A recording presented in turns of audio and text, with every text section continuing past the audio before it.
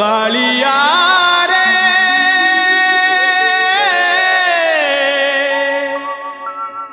कालिया रे कालिया रे कालिया रे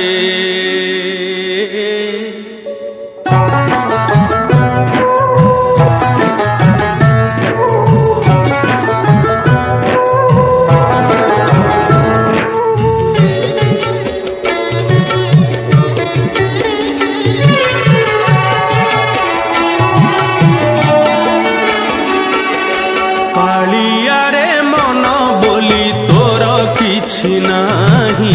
कालिया रे मन बोली तोर किछि नाही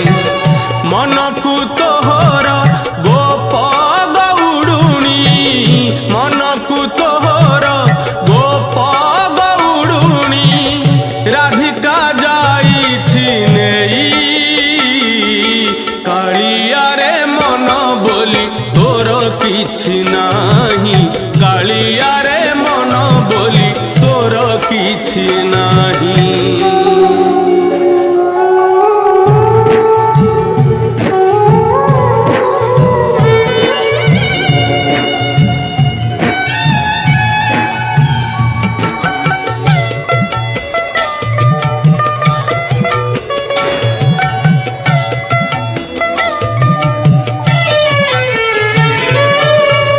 मन जदि तोर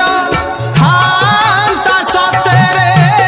मो मन पारंतु बुझी केते बेले थोरे मने पड़ी गले मते तू पारंतु खोजी मिछटारे तोते डाकंती भकते मिछटारे तोते डाकंती भकते मनुआ ठाकुर कही कालिया रे मन बोली तोर किछि नाही कालिया रे मन बोली तोर किछि नाही